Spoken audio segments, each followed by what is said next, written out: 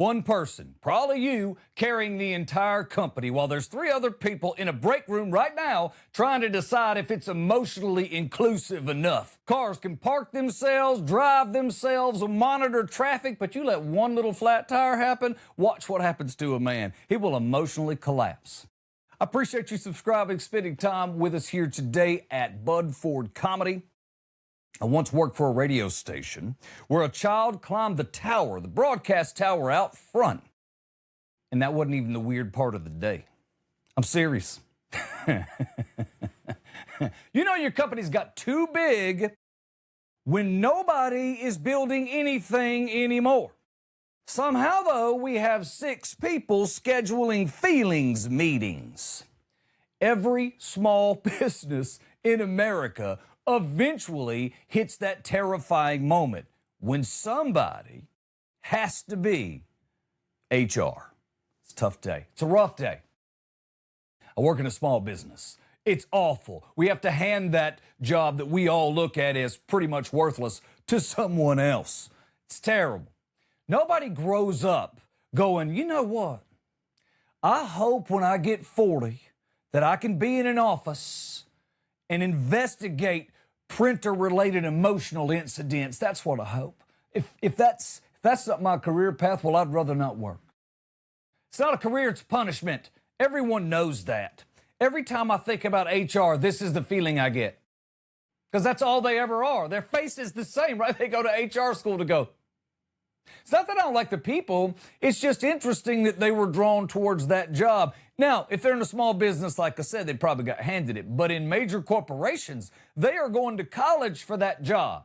The entire class is looking at a professor like this. In the I don't care mode, they'll be perfect. Now, what I liked about this story was the CEO of Bolt, I don't know if you saw this, decided to get rid of his entire HR department. He's like, nah, I'm getting rid of them. And you know what he found out? That the HR department, like he said, was creating problems that didn't exist. And meanwhile, when I say that, everybody's like, especially if you own a small business, they're like, oh yeah, please go on. I've heard this. I live it. Because in small business life, everybody has jobs. We have real jobs, right? We're unloading trucks. We're handling payroll. We got Wi-Fi that's broken. We're trying to put it back together. We've restarted everything, and it's all prayer now. That's all we're getting. We don't have an IT guy. We have nobody to help because that's small business. Half of the companies standing over the sink at lunch or over their desk trying not to make a mess, and their keyboards underneath them because we're just trying to survive. Now, eventually the company grows till you've got people you don't need. Usually a woman named Brittany is standing around with a clipboard, and she's like, hey, good to meet you, I'm Brittany. Do you want to have a conversation about the microwave chicken incident? No, I don't, Brittany, because I'm making money. I'm the reason you're here. I handle all the sales. Nobody talks about that when you think about business growth. The bigger your company gets, the more jobs appear. The people that don't produce anything, they don't kill what they eat. That's what I always say. If you don't kill what you eat, what are you here for? And those people just don't do that. At first, every employee matters. You got your small business. Every time you hire someone, your life gets exponentially better. Woo, thank goodness we got Steve. He's been answering the phones. He's taking care of cleaning everything, and he's helping customers get what they need. He's a winner. It's a useful employee. But eventually, the place gets so big that there's people creating meetings for the other meetings. Y'all could have sent this in an email that I would not have read. What's wrong with you people? It's corporate America now. I see it happening even in the office that I work in. We have people that create work for other people. We're just to that size yet. We're bringing in people that don't kill what they eat. You got to have them when you get to a certain size. I get it. HR people are always too, especially the ones that go to college, not the people that just fell into it. But they always talk like they're diffusing international conflict. Have you noticed that? We're working through some workplace tensions. No, you're not. Carl ate somebody's yogurt. At best, it's a workplace dairy theft. You need to calm down. There ain't no crisis here. Get back in the office. That's it. It's fine. Every small business, like I said, handles HR the exact same way. Ooh, we're at that size now. Hey, Linda, you know what? You're pretty responsible. You've got kids and they made it past age 5, so that's encouraging. You're now HR. You're human resources. She was fun. You liked being around her. She went, thank you. Her voice changed. She became that person. It took 10 seconds. Why? I don't understand it. She's still doing payroll. She's still stuck answering the phones. Still trying to figure out why the copy machine only works when Mercury's in retrograde. There's so much going on. She was still Linda, but no. Now, she's that person. Now she's got to settle arguments between grown adults. It's too much pressure for Linda. Linda didn't get HR training. She didn't have the beauty of corporate HR training, which is stupid. Think about it. We want to create a safe space. No crap. Before you showed up, we had a safe space. Now that you're here, it's not safe anymore, is it? I work in television. There's no safe place. Newsrooms are all held together by weather alerts, breaking stories, and unresolved trauma. We're drinking coffee nonstop, eating free pizza when the weather goes bad. That's all there is to news. That's a fact. People today act like work is supposed to be comforting, like workplace discomfort should be illegal. Sometimes work is supposed to be uncomfortable. That's why they pay you to show up. If not, it wouldn't be W-O-R-K, it would be F-U-N. See the difference? There's a difference in the phraseology for a reason. Because work has the same close to number of letters as sucks. They're just minus the S. That's all there is to it. If you're an HR person, don't hate on me. You know I'm right. But they only exist because we're insane. I get it. I'm not stupid. People, we're a mess. If you don't have HR, it's like not having an HOA. Salespeople, there'll be one of them that's got a beekeeping business in his cubicle because he needs a little extra money because he's behind on his third ex-wife's payments. We're all animals at our core. I understand that somewhere along the line, the corporation started acting like every awkward interaction really requires a full-fledged investigation. Dave used an aggressive tone in the break room. Dave's been married 28 years now. That's just how he talks. You can't help that. Every corporate seminar, they use stupid phrases like workplace culture. Small business workplace culture is simple. If I sell enough this month, we'll be here next month. We all keep eating. That's the culture. When you get beyond that, we're hiring a bunch of coffee-getting sons of guns now. We're not really increasing our business. We're just increasing the workload for me to keep all of them eating. Small businesses don't need HR. They need one emotionally stable adult because the guy that started this company is never going to be that. Otherwise, he wouldn't have started the company. That's not how business brilliant people work. They're not emotionally stable. It doesn't work that way. Emotionally stable people work at State Farm and get the same consistent check for 30 years. Small business, just give me a coffee machine or a pot that works consistently and we're going at it. You know, especially if you own a business, I always say to people, if you own a business, you're just holding it for the next generation, right? You're working yourself to death for what? You're not going to reap these benefits. You're giving it to someone else or selling it to someone else. But you got to work during your time here, right?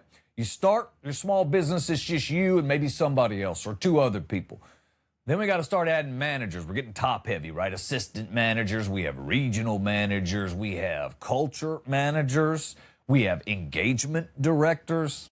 It's the front desk person, don't get crazy.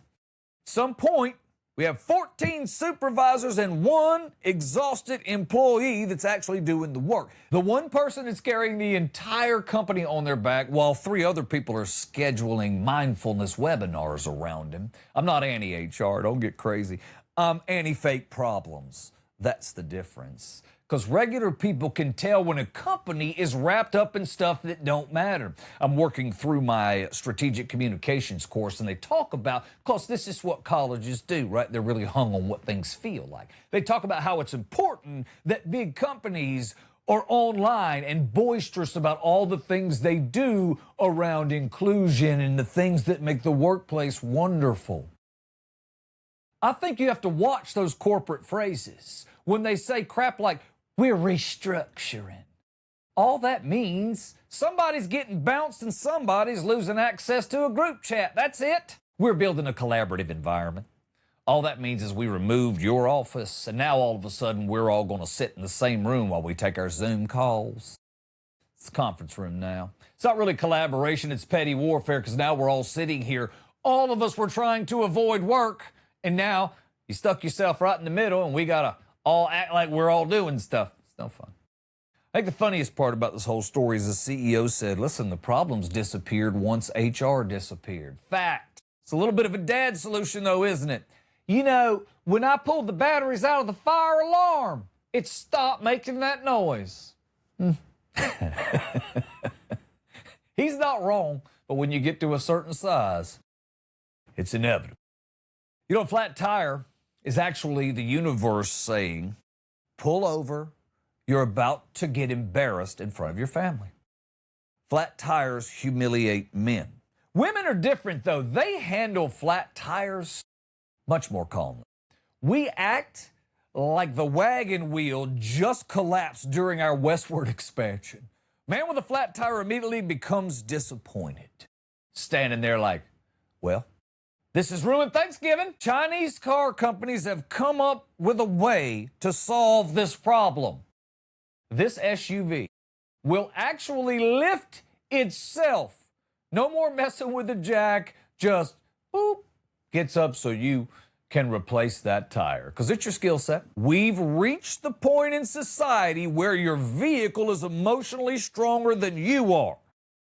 And that's okay, because we do panic when we have tire problems. I worked in the tire business for many years at the very beginning of my life.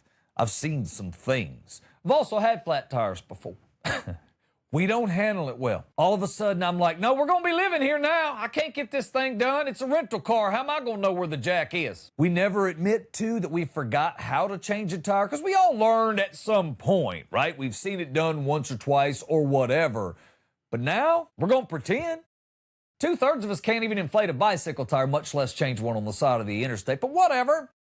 Where does that tiny wrench go to? And how come the lug nuts are so tight? What kind of person puts a lug nut on like that? Flat tires expose the people whose dads were yelling at them nonstop, because they're good at it. Old men love tire situations. It's like they're Olympics. 67-year-old dude sees a flat tire and he transforms into Nascar Batman. Everybody, sit down. I got this. Young dudes, look at the car. Technology beat us today. Finally, we've lost. Something about these new cars, too. I don't want to sound old, but nothing even feels mechanical anymore, right? You open the hood and it goes zoop, zoop, zoop. You hold it up. Some of them don't even require, like my last two haven't even required a prop rod anymore. They just, whatever. And also, when you look in them, sort of looks like Apple created a toaster that has some weird metal stuff hanging that looks like it should have been a hose. Makes no sense. Everything in the car has a warning system. Sensors, camera, backup, radar, lane assist, park assist, does your taxes, helps you do everything. Somehow when the tire goes out, though, it's still good luck, idiot. It's incredible to me these Chinese companies have created SUVs that lift themselves off the ground, and it still sounds fake. Sounds like Batman's divorce car that he's driving to keep from paying taxes. Something weird like that. The companies, if you notice these vehicles coming out now, are adding technologies that nobody asked for. These dashboard screens, look at these Mercedes. They are the complete size of the car. One of them in the Porsche will even let you play your PlayStation. That's sick. Can't hate on that. But I don't know if they need to be that big. Also, they have now mood lighting. You know the mood lighting trick. I don't have that in my car, but it is kind of cool. They have tank turns, drone launching roofs. I'm not making that up. That's in the article. These Chinese companies have started fighting over the stuff they can add inside. I don't really need that. What I need is one that can get me some good AC in the Phoenix August. That's what I need. I don't know that I need a bunch of other things. I don't. Because all that stuff breaks. And then I'm at a dealership for like 11 months, and they say, we've discovered that your autonomous suspension module needs recalibrating. Just saying that sentence cost me $4,700. And that's why old folks don't trust technology. And they're not wrong either. They don't trust it because it's a bunch of hooey. I had to go one time to get this Oldsmobile I had. Yeah, they made cars called Oldsmobiles, if you didn't know that. I had to go get this thing fixed. Take it to the dealership, light comes on, it's a panic. Take it to the dealership, they're like, oh yeah, it's an O2 sensor, $65. I don't need all that. That's why a 75-year-old mechanic's like, I need manual windows and ashtrays. It'll be fine. Ain't wrong either. Old trucks survive forever. Today's vehicles, the headlights will just stop working if they feel threatened. Ain't nobody looking for these cars to be smarter either. Eventually, the car's going to judge me. This is the 4th time you've eaten at Taco Bell this week. Route change. We're going to something healthier. Boop. No, I don't need a life coach with windshield wipers. But I will admit the self-lifting tire thing, that's kind of sick. Flat tires aren't as common as they used to be, obviously. They're not near as aggressive. Meaning that back when we had old bi-ply tires, when they came apart, they would tear the side of the vehicle up. Like they didn't come apart, they just stayed together and destroyed everything. Trucks, everything. Then we got to the radios, and now we kind of build them a little differently. They will still come apart. They will still tear things up, but not at the same rate. Notice you get a flat now, usually you come outside, it's a little low. If you don't notice it for a day or 2 or 3, well, then you're riding on a flat. You have to park somewhere and fix it. At high speeds, it'll come apart. I'm so glad that we have this technology to fix a problem that I didn't really have. It could stop embarrassing men. That's what it could do. I shouldn't even tell this story, but I will. We were partying at my house. I was in my 20s. Don't hate now. I'm not telling you this story for your judgment. I'm telling you this because there was a lot of us there. I had a 2,700 square foot house. I had a bunch of friends, and we were rocking hard. It was about 3:30 a.m., and I finally got everybody passed out, put wherever they needed to be, and I decided I'll quit drinking now, and I'll go to bed. Don't hate. I don't need that from you. I was in my 20s. 30 minutes after I'm going to bed, if you've ever drank more than you should have, you know that's probably not the time to come banging on somebody's window. But it's my neighbor next door, and she's like, hey, and next door, by the way, is a half mile down the road. She's like, hey, I need you to come help me fix this flat tire. Well, I got up, my head was bad. It was thick, felt like I had a baseball growing in it. I was still drunk, let's be honest. I went outside, I helped her put on the spare tire. It was a Ford Ranger. I'll never forget it. I thought it looked weird when she drove away. It's because I put the spare tire on backwards. It was turned back. She got a mile or 2 down the road, and it came off, obviously, and they had to put it on the back of a flatbed. I probably, again, should not have told that story. Flat tires do embarrass men. We don't want to be standing roadside, holding a flashlight incorrectly. That's not going to make us happy. That's why dads always get angry. They're not mad about the tire, they're embarrassed. The family's going to watch them lose to the nail. Every radio station I ever worked at was operated like a Waffle House during hurricane season. It was a mess. Radio attracts people who wanted attention professionally. We didn't have social media then. So the whole room's pretty much unstable. I worked for this guy in a beach town one time, and technically he owned the station, but he had investors. He was basically a nighttime radio guy who accidentally became management. And entertainers should never run businesses. I found that out. It's an important lesson, especially if they want to entertain. And it's an entertainment business like radio. He really wanted to be on the radio. He did not want to be in charge of everything, but he was. Performers, trust me when I tell you this, performers, I've been one of them for a really long time. Performers are all like, I built this company. Meanwhile, owners are like, relax, morning guy, you hosted karaoke Tuesdays. Calm down. He hired a GM eventually to run the station while he sat in his office pretending to be a media mogul like he was some kind of Howard Stern. I'm the night guy at this particular job. As a beach town schedule was kind of cool too. Life was pretty incredible, actually. I'd hit the beach first of the morning, 8, 9 o'clock, do a little run, go play in the ocean. Keep in mind, it was the East Coast, not like I'm fighting waves. 2 p.m., roll in the station, hop in the shower, get cleaned up, do the radio show. Next door, right across from us, there was a bar that had women that did not fully dress. It was in the same complex. Now, I had a deal worked out with the bartenders back then. We were friends. They would bring me over a cold drink on occasion, especially Friday nights. It was a pretty good life. Radio in the 90s was basically homelessness with microphones and a remote every weekend. One afternoon, I pull up to work. I notice, it's a lot of chaos. Why is everybody standing around outside? Well, it's because the giant tower, you know, the ones they have right outside of the radio station, they're not always short. Sometimes they're really tall. It'll depend on what kind of station it is or how that's set up or, you know, the location. But in this particular case, we had one outside that carried STLs. They just shot signals. So it was probably, 150 feet high, nothing insane, but tall enough. This kid is ascending the tower like King Kong with emotional issues. This is not, like I said, a tiny light pole. It's a big metal structure. It's covered in dishes, tiny. They look like tiny little direct TV antennas. But if you've ever been around one of those towers, they hum a little. There's this sort of feeling in them. You may not notice it at first, but I tell you what does notice it, wasps and bees. They love that humming for some reason. Tower climbers will tell you getting stung constantly on your way up is pretty common.